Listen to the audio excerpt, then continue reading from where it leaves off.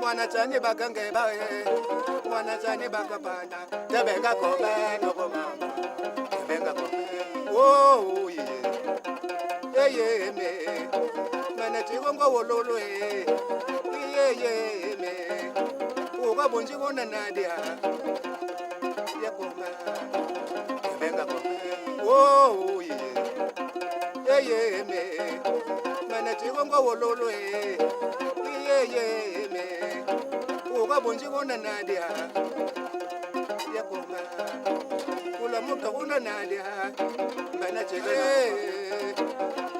yo mwana chani bakange bae mwana chani bakapana tebenga kobe noko mama tebenga kobe oh ye me mwana chigongo wololo ye me uga bonji wona nadia ya koma kula muta wona nadia mwana chege na kupana umulondo wona nadia mwana kobe noko mama tebenga kobe mamo mwana kayini kupupa unatongo ngololo tebenga kobe noko mama.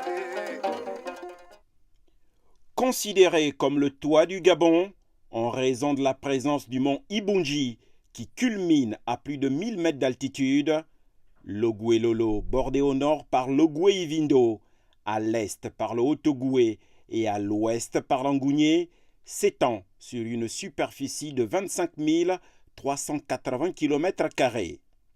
C'est la région dite de la forêt des abeilles, réputée hostile à l'homme, mais indispensable poumon de la planète et de surcroît première richesse du pays. La province est baignée par l'Ogooué et ses affluents que sont la Sébé, l'Ofoué-la-Lolo, ainsi que par la rivière Bouengidi qui traverse la capitale provinciale Koulamoutou. Le paysage vallonné des forêts denses et luxuriantes du massif du Chahut qui se profile à l'horizon porte la marque indélébile de l'empreinte des hommes. L'histoire de l'Ogooué-Lolo remonte aux grandes migrations des peuples bantous qui révèlent que les premiers occupants de la région et de ses forêts furent les pygmées Babongo, dont la présence se situe autour de 5000 ans avant Jésus-Christ. Maîtres premiers de la forêt, ils ont par la suite partagé leur environnement avec les groupes bantous venus du royaume du Congo. Les grandes aventures humaines qui furent à l'origine du peuplement de la région sont comptées de nos jours dans les corps de garde et autres temples sacrés de la localité de Koulamoutou par les plus anciens. Koulamoutou, il s'appelle, car le maire pour lui a né lui, il s'appelle Matobo. Après Matobo, c'est Ngomoutou qu'on a écrit Koulamoutou. Avant, les habits, ils sont revenus. Les habits sont venus de l'Est. Et là où on travaillait du fer, là où il y a les minéraux de fer, ils sont passés par Mwanda et Boudinga vers Franceville. Donc les habits viennent de l'Est.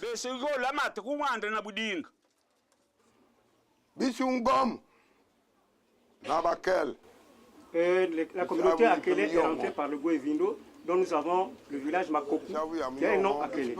Après, nous sommes descendus jusque dans le Haut-Togoé, où nous avons été avec les Mbawin, les Wumbu. Les Bongom sont restés dans le Goévindo à Makopu, les Mbawin dans le Haut-Togoé, les Mbawin et les Wumbu dans le Haut-Togoé. Les Massango sont venus dans la région du Haut-Togoé. Ils étaient accompagnés des Vili. Il y avait les Vili, les Mienné, les Chira, notre frère. Mais les Chira et les Massango, nous sommes de la même mère, le même père. Le Mienné est allé à faire les radeaux. Il est allé au devant. Il était au devant. C'est là qu'il est allé s'installer au bord de l'océan. Et les Vili étaient au devant. Les Chira aussi étaient au devant. Mais le Massango était fatigué. Quand il était fatigué, c'est pourquoi vous voyez, nous occupons deux régions, la région de l'Angounié et la région de l'Ogooué-Lolo. C'est pourquoi nous étions les derniers, comme nous étions fatigués, il n'y avait pas de route, c'est pourquoi nous sommes installés ici. Le mot Koulamoutou part d'un notable Ové. C'est parce que le premier Pauvé qui avait donné le nom, qui était à l'origine du nom Kulamoto, était dans la trajectoire où les Blancs arrivaient, c'est-à-dire l'aval de la Lolo. Le Blanc, en arrivant, trouvera quelqu'un qui dira Kulamoto.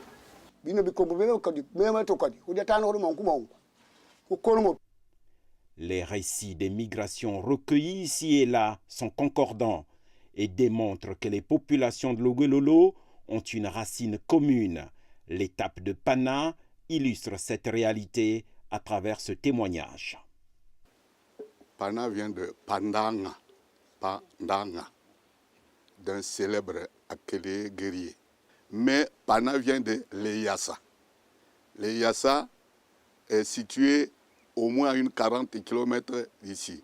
C'est le vieux village qui était fondé par un Akele au nom de Leyassa, de père Boupiki et Mwanda, la mère.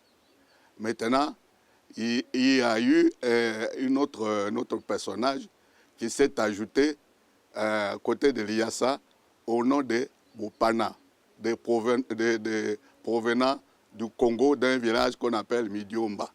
Vous savez que les peuples qui habitent Pana, les vrais originaires, enfin ceux qui ont créé Pana, viennent du Congo, notamment dans les environs des villages Mosenjo, Dolizi, tout ça. Alors, qu'est-ce qui se passe entre les Boupiki, les Mwanda, les Maramba et Pandanga? Alors, ils n'étaient pas en bonne relation. Ils sont restés un moment, mais en échangeant les femmes, la femme que Pandanga a donnée à Boupiki avait une caractéristique. Donc, elle avait un bec de lièvre que nous appelons en médecine, c'est-à-dire une infirmité depuis la naissance. Et l'autre femme faisant des enfants. En voyant tout cela, il s'est créé donc des problèmes entre les Boupiki, les Mwanda, les Maramba et Pandanga. D'où Pandanga, alors ils ont abandonné. Et avant d'abandonner ce village-là, un milicien arrive. À l'époque, on les appelait des miliciens, au nom de Issapa.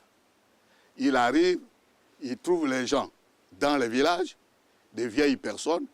Les autres étaient partis en brousse. Il trouve les gens, les vieilles personnes. Je peux citer quelques noms, les Ngiyabama, les Mufuru, les Pacha, et ainsi de suite. Il dit, qu'est-ce qui se passe? Les gens sont où? Bon, il y avait un langage d'incompréhension entre le milicien et ces gens-là, qui disent que nous, ce village appartient à Pandanga. Nous venons d'acheter ce village-là avec Pandanga, un célèbre Akele. Bon, maintenant, le milicien, lui, puisque les deux ne se comprenaient pas, il dit, bon, ben, puisque ce village, donc, vous l'appelez Pana, et de dire oui. Autre témoignage, celui des communautés ethno-linguistiques établies sur le site d'Ibunji, qui ont rassemblé leurs anciens pour évoquer leur passé commun. Ibunji. La ville s'appelle Ibunzi. Le nom Ibunzi, c'est le nom d'un jumeau. Ce qui fait que le nom porte le nom d'un jumeau. Ibunzi signifie un jumeau. Le nom d'Ibunzi, ce n'est pas quelqu'un qui l'a attribué. Autrement dit, avant, quand on fait des jumeaux donnent le nom eux-mêmes. Ce qui a fait que Ibunzi et Mbigo étaient des jumeaux. Et c'est un nom qui est venu de la nature. Les rives de l'Ogoué à Lastourville ont vu arriver elles aussi des vagues de population. Les sages se souviennent. Premièrement, c'est Molondo. Tout ce qui s'appelait les Africains de chez nous aussi venaient d'Ngwadi. Quand on descend la rivière, la Sébé, et nous avons pris la Val, la partie, les autres sont partis, là-bas c'est les Obamba, les Adouma, ont continué vers ici. Les Adouma, eux, ce sont les riverains. Ils connaissent bien l'eau, ils ramènent Et c'est pour cela qu'on dit les Awandji, ils habitaient la forêt, vers là-haut, là-bas, à la bourse. Ils ne connaissaient pas l'eau. Et nous entendons tous, on parle la même langue. La différence vient par là. Maintenant, comme la ville a grandi, et s'envahissait maintenant, les Awandji viennent, les Adouma, les Akotas, les Djabi sont tous là maintenant. Mais les premiers, c'était d'abord les Adouma. La Souville était un grand département. Ils commandaient Okonja, Makoku, Boué, tous venaient payer les impôts à l'époque. C'était à la Souville ici. Mais compte tenu les chefs de terre, Wongo, il était rébellion pour le marché, ne voulait pas que les miliciens lui embêtaient chaque fois là. Et il y avait eu la guerre, on l'a mal entendu, ils ont fait la guerre comme ça, de 1928 à 1929.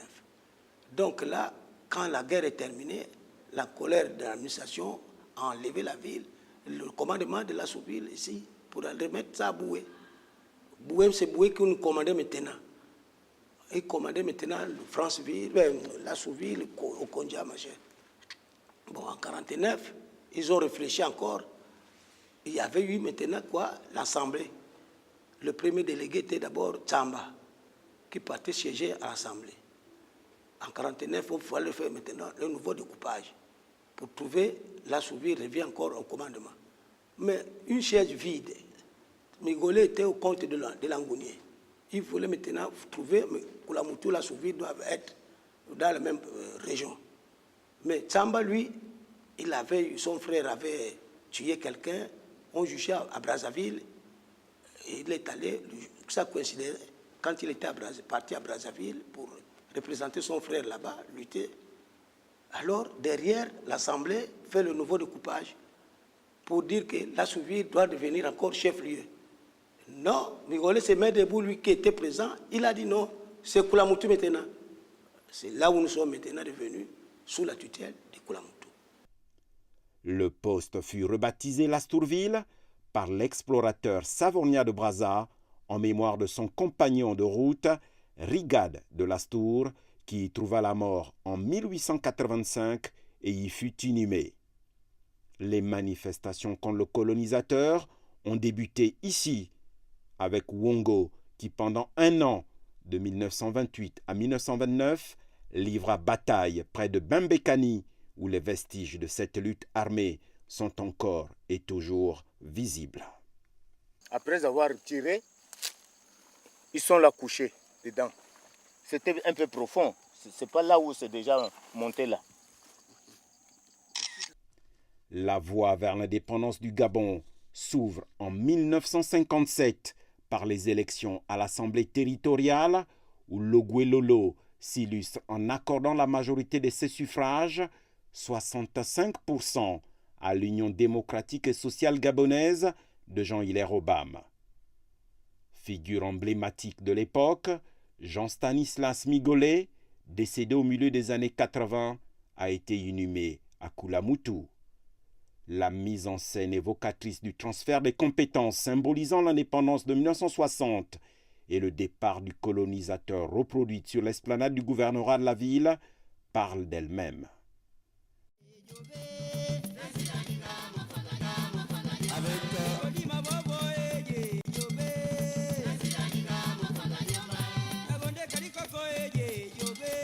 Le geste symbolique est passé.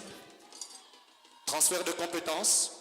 L'indépendance n'était pas un simple cliché, mais une aspiration profonde d'un peuple à s'approprier son propre destin.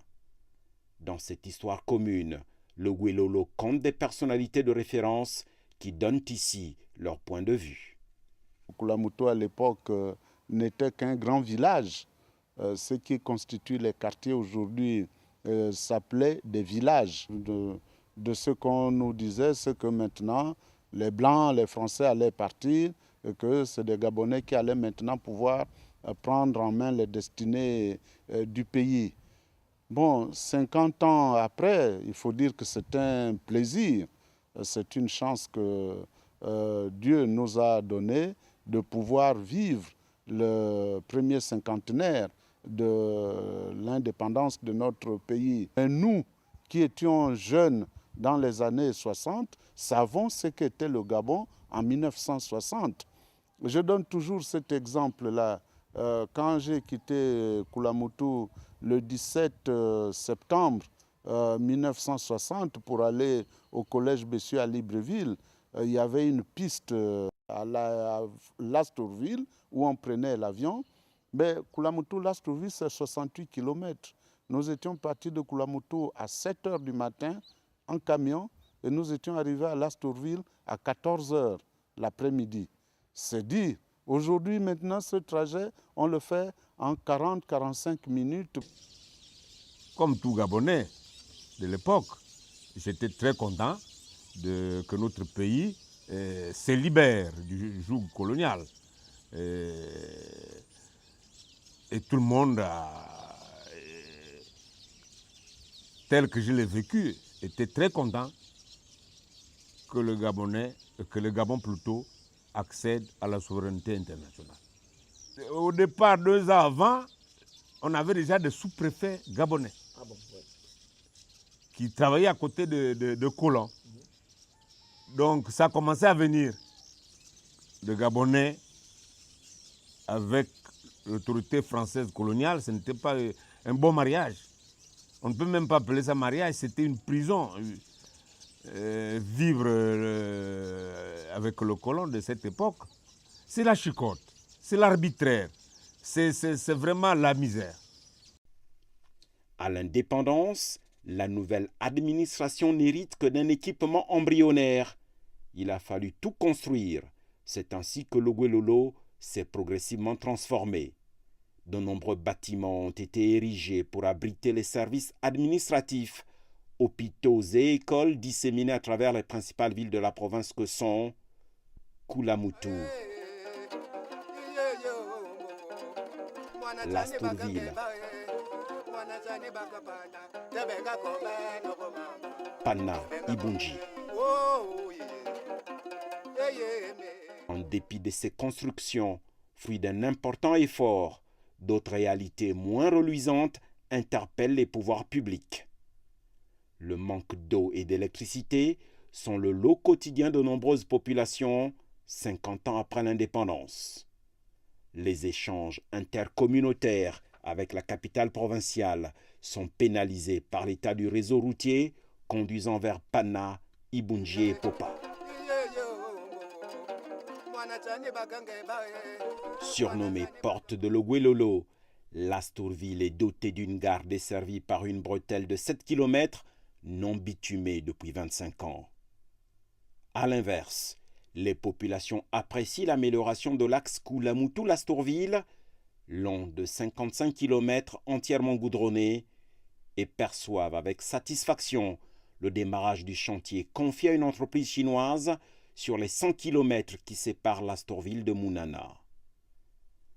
L'économie de la région repose essentiellement sur une agriculture de type vivrière pratiquée sur brûlis qui contribue irréversiblement à appauvrir le sol.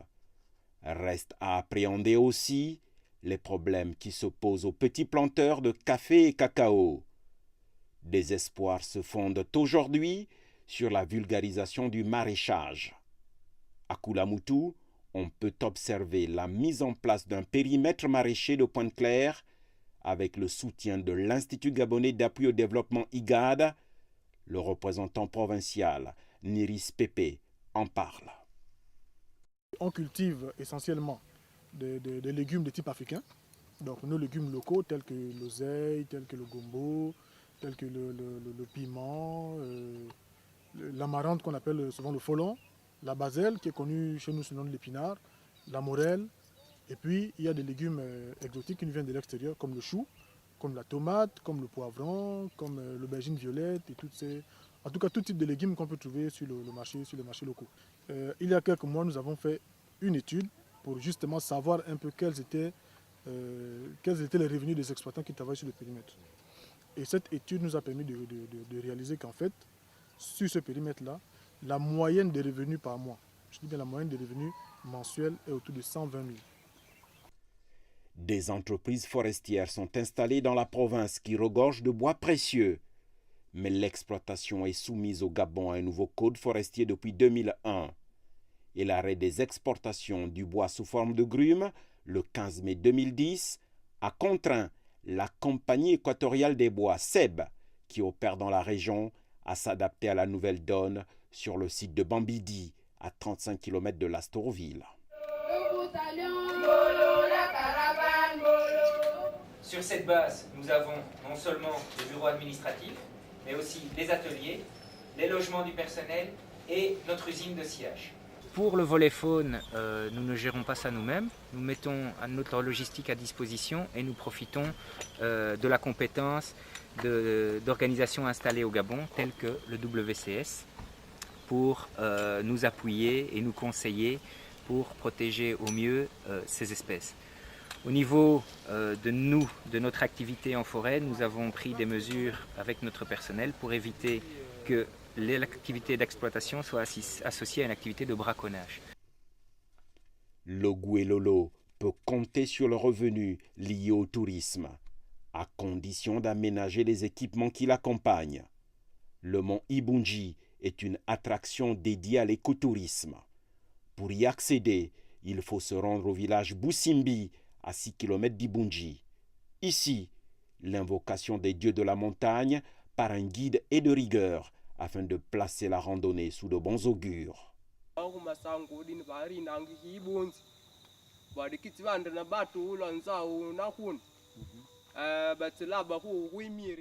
L'un des natifs de la région et fin connaisseur du mont Ibunji dessine quelques pistes pour la revalorisation du site. Il y a là-dessus des lacs, en contrebas également, des espaces, mais alors d'une rare beauté.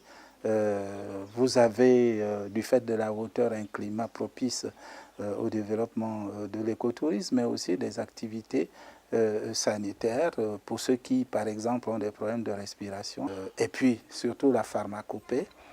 Il y a sur le mont des espèces endémiques, des serpents, des feuilles, mais vraiment des choses absolument incroyables que j'espère vous aurez l'occasion de découvrir un tout petit peu. Les chutes de Doumé et Ibunji ont aussi leurs secrets, jalousement gardés par la chefferie traditionnelle. Imperturbable gardien du temple, du monde visible et invisible, et omniprésent dans l'univers de la province.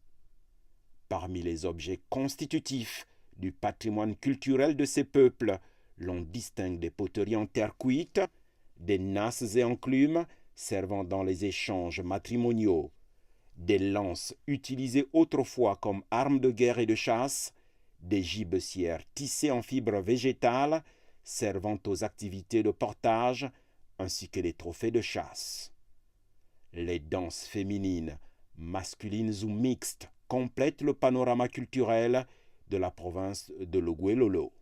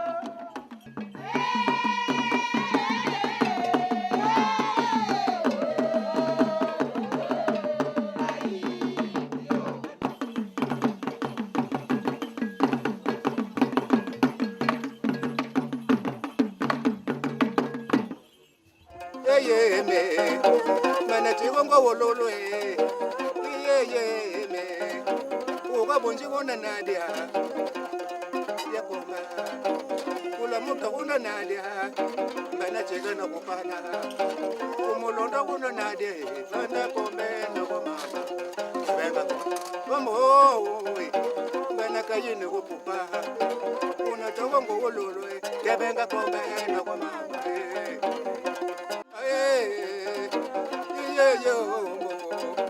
mwana tani bakange bae mwana tani bakapana tebenga kombe no mama tebenga kombe oh ye me mana tigongo wololo ye me uga bonji wona nadia